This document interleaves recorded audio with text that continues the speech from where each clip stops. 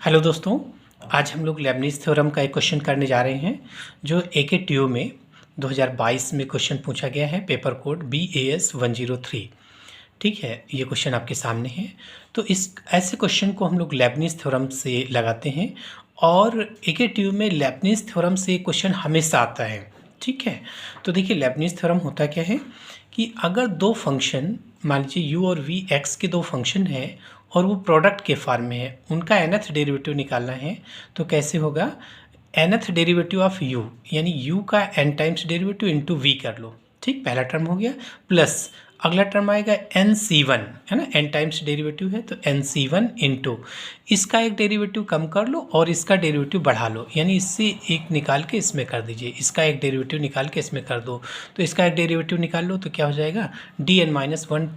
u और इसमें बढ़ा लीजिए डेरिवेटिव तो dv आ गया, प्लस अगला टर्म nc2, फिर इससे एक डेरिवेटिव निकाल के इसमें डाल दो तो n-2 d की power n-2 u into d2v, फिर अगला टर्म nc3, इससे एक डेरिवेटिव निकाल के इसमें डाल दो तो dn-3u into d3v and so on. Last हो जाएगा ncn d पावर n-n मतलब d पावर 0 जो कि 1 हो जाएगा तो u इंटू dnv, ये लास्ट टर्म हो गया। ठीक है, तो यहाँ पर कुछ हम लोग टेक्निक यूज करेंगे y वाले terms. Suppose y is the function of x, then dy को dy अपॉन dx डिनोट करते हैं, इसको y1, है ना। हम लोग लेबनिज़ थ्योरम में y1 यूज करेंगे फर्स्ट डेरिवेटिव को। फंक्शन डैश हो गया, उसका derivative d2y upon dx square, इसको हम लोग d2y लिखेंगे, ये y2 हो जाएगा। y3 क्या हो जाएगा d3y अपॉन dx क्यूब। ठीक है, और डॉट डॉट yn क्या हो जाएगा dny अपॉन dx की पावर n। ये नोटेशंस है। ठीक है, अब अगर कहीं ऐसा मिल जाए तो कितने टाइम्स डेरिवेटिव है ये n-3 टाइम्स, तो ये क्या हो जाएगा yn-3। देखिए जब n टाइम्स डेरिवेटिव है तो आपने yn लिखा, जब n-3 टाइम्स डेरिवेटिव है तो y के सुफिक्स में n-3 लिख देंगे। अब इसको बताओ, देखिए इसको और इसको ऐड कर दीजिए और सुफिक्स में लिख लो, क्योंकि ये 4 टाइम ऑलरेडी है, n-3 टाइम्स और कर रहे हैं तो सिंपल सा है, आप इसको और इसको ऐड कर दो तो n-3 + 4 कितना हुआ n+1, तो y के सुफिक्स में लिख लो। ठीक है, फिर इसको बता दो, इसको क्या लिखोगे yn+2, है ना, n इसको ऐड करके y के सुफिक्स में लिख लो तो yn+2। इसको बता दो yn-1, इसको बता दो yn-1, इसको ठीक है, तो इस तरीके से लेबनिज़ थ्योरम हम लोग यूज करेंगे। लेबनिज़ थ्योरम ये आपके सामने है, ये वाला फार्मूला हम लोग यूज करेंगे। तो चलिए क्वेश्चन को आगे बढ़ाते हैं।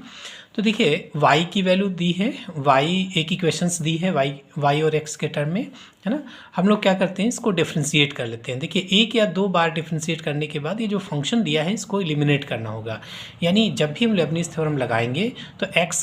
x वाले टर्म x का पॉलिनोमियल होगा और y या उनके डेरिवेटिव्स रहेंगे, वो भी लीनियर टर्म्स होंगे, मतलब y² या y1² या y2² ये सब नहीं चलेगा। y1, y2, y3 ऐसे टर्म्स y के होने चाहिए और x के टर्म पॉलिनोमियल होने चाहिए। तो ऐसा करने के लिए हम लोग इसको आगे चलते हैं, तो इसको डिफ्रेंशिएट कर लें विद रिस्पेक्ट टू x। तो क्या हुआ, देखिए इसको फंक्शन टू फंक्शन करिए तो फर्स्ट फंक्शन इंटू सेकंड का डेरिवेटिव x² - 1 का डेरिवेटिव कितना हो जाएगा, इसकी पावर 1/2, सो 1/2 x² - 1 की पावर 1/2 - 1, है ना। तो कितना हो जाएगा 1/2 √x² - 1 इंटू इसका फिर डेरिवेटिव करोगे तो यहाँ 2x आएगा। डेरिवेटिव हमारी समस्या क्लियर होगा। ठीक है, कैसे d/dx और डेरिवेटिव किसका करना है x² - 1 की होल पावर 1/2, तो क्या होता है इसका डेरिवेटिव 1/2 इंटू x² - 1 की पावर 1/2 - 1, तो ये -1/2 होगा जो कि अपान में आ जाएगा और इंटू देखिए ये वाली चीज़ फिर डिफ्रेंशिएट हो जाएगी तो d/dx x² - 1, तो कितना हो गया 1 ये पावर -1 तो अपान में हो गया 2√x² - 1 इंटू इसका डेरिवेटिव 2x आ गया और 1 का 0 हो गया। तो यही डेरिवेटिव हम लोग यहाँ पर लिखे थे। ठीक है, तो 1/2 √x² - 1 इंटू 2x प्लस अब फर्स्ट फंक्शन का डेरिवेटिव y का डेरिवेटिव y1 हो गया, है ना, dy/dx मतलब y1 into second function √x² - 1, this equal to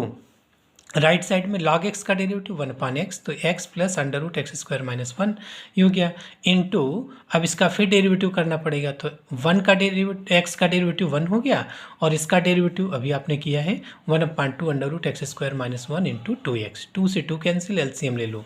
LCM ले लिया तो आपने ये वाला टर्म यहाँ पर आ गया under root x square minus 1 plus x upon under root x square minus 1। तो देखिए ये सेम क्वांटिटी है, कैंसिल हो गई ये ब्रैकेट, और यहाँ एलसीएम लेने के बाद सेम क्वांटिटी थी, कैंसिल हो गई। ठीक है, अपान में क्या आ गया, देखिए अपान में जो भी आए उससे मल्टीप्लाई कर लीजिए, अपान में जो बचेगा इक्वेशन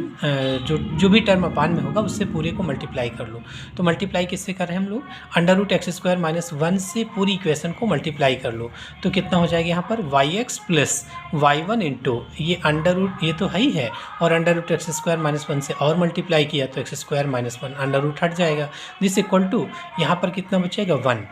और ये हो गया आपका, इसको पहले लिख लो, तो x square minus 1 into y1 plus y into x, है ना, ये वाला टर्म हो गया, -1 इक्वल टू 0। अब देखिए लेबनिज़ थ्योरम लगा सकते हैं, क्यों, क्योंकि y या उसके डेरिवेटिव्स लीनियर है, ठीक है, x वाले टर्म पॉलिनोमियल है, तो जहाँ भी ऐसा होगा तो हम लोग लेबनिज़ थ्योरम लगा सकते हैं। ठीक, अब देखिए जो चीज़ प्रूफ करना है उस पर नज़र डालिए, तो क्या है yn+1, है ना, आपको जो प्रूफ करना है उसमें मैक्सिमम डेरिवेटिव कितना है n+1, और आपने एक बार डेरिवेटिव कर लिया, 1 टाइम डेरिवेटिव कर लिया है, ठीक है, तो कितना हो जाएगा, अब कितनी बार करना होगा, n टाइम्स और करेंगे तो हमारा ये हाईएस्ट डेरिवेटिव वाला टर्म मिल जाएगा एक। ठीक है, यहाँ पर हाईएस्ट डेरिवेटिव टर्म कितना है yn+1, मतलब n+1 टाइम्स डेरिवेटिव है हाईएस्ट, और अभी आपने 1 टाइम्स किया है, अभी आपने 1 टाइम्स कर लिया है, तो कितनी बार और करना पड़ेगा, n टाइम्स और कर लें। तो differentiating n times with respect to x by using Leibniz theorem, तो क्या करना होगा, dn से पूरी इक्वेशन को dn से मल्टीप्लाई करिए, तो dn और y वाला पहले लिख लीजिए, तो y1 into x square minus 1, ठीक है, और प्लस dn इंटू वाई पहले ही है y इंटू एक्स, और माइनस dn1 इक्वल टू 0। अब लेबनिज़ थ्योरम लगा लो। लेबनिज़ थ्योरम बहुत ही सिंपल है, क्या करेंगे, पहले वाले टर्म्स में ये dnu है ना, dnu यानी ये वाले, इसको जो ये वाला जो पहला वाला टर्म है उसको nth डेरिवेटिव कर लो, तो dn इंटू dnu हो गया, ठीक है, into second term into second function, ये हो जाएगा आपका x square minus 1 plus nc1 formula है ना, nc1, और फिर क्या करेंगे, इसका एक डेरिवेटिव कम करेंगे, तो कितना हो जाएगा dn-1 y1 इंटू इसको डिफ्रेंशिएट कर लो पूरे टर्म को, तो कितना हो गया 2x, प्लस अगला टर्म हो जाएगा nc2, फिर इसका एक डेरिवेटिव कम करो, इसका बढ़ा लो, तो इसका एक डेरिवेटिव कम किया तो कितना हुआ dn-2 इंटू y1, और इसका डेरिवेटिव क्या हो गया 2, फिर अगला टर्म nc3, और जब इसका डेरिवेटिव कम करेंगे, इसका डेरिवेटिव करेंगे तो वो 0 आ जाएगा, यानी इससे अगला टर्म मिलेगा, इससे हम लोग अगला टर्म निकाल सकते हैं, तो इसका अगला टर्म क्या हो जाएगा nc3 d⁻n-3y1 इंटू इसका डेरिवेटिव 0, तो आगे के सारे टर्म्स 0 हो जाएंगे, ठीक है, तो पहले वाले टर्म का डेरिवेटिव यहाँ तक हो गया, लेबनिज़ थ्योरम जो आपने लगाया तो यहाँ तक हो गया। अब इसी तरीके दूसरे वाले में लगा लो लेबनिज़ थ्योरम, तो क्या होगा dny, पहले वाले टर्म्स का nth डेरिवेटिव, तो dny इंटू दूसरा टर्म चुप्पे से एज इट इज़ लिख दीजिए, तो इंटू x आ गया, प्लस nc1 आ गया, है ना, nc1 फार्मूले से nc1 इंटू पहले टर्म का डेरिवेटिव कम करो, एक डेरिवेटिव कम करो, तो d⁻n-1 y इंटू इसका डेरिवेटिव 1 आ गया। अब देखिए इसका अगला जो टर्म होगा उसमें इसका डेरिवेटिव करते ही 0 हो जाएगा, इसलिए नॉन जीरो टर्म इतना ही मिलेगा इससे, और फिर 1 का n टाइम्स डेरिवेटिव, 1 का तो पहली बार डेरिवेटिव 0 हो जाएगा, तो ये 0 हो गया, दिस इक्वल टू 0। अब देखिए हम लोग इसको रीअरेंज कर रहे हैं, तो इसको क्या लिख सकते हैं, हमने बताया था ऐसे टर्म्स में ये और ये ऐड करके y के सुफिक्स में लिख लो, तो n+1 yn+1 हो गया into x square minus 1 plus nc1 की वैल्यू n होती है, nc1 की वैल्यू n होती है, देखिए ncr की वैल्यू होती है n फैक्टोरियल अपान r factorial into n minus r factorial, तो nc1 की वैल्यू n, nc2 की वैल्यू n-1 अपान 2 फैक्टोरियल, है ना, ये तो क्या हो जाएगा, देखिए, तो एन सी वन की वैल्यू एन हो गई, और इसको बता दो क्या हुआ, बताइए। इसको और इसको ऐड करो तो n minus one plus one, n हो गया, y के सफिक्स में लिख लो, वाई एन आ गया, clear, into 2x plus n c two की value n minus one upon 2 factorial. इसको देखिए, ये और ये जोड़िए तो n minus one plus one कितना हुआ, n minus two plus one कितना हुआ, n माइनस वन, तो y n माइनस वन हो गया इंटू टू, ठीक, प्लस इसको देखिए वाई एन हो जाएगा, nth time derivative of y n हो गया into x plus n c one की वैल्यू n इंटू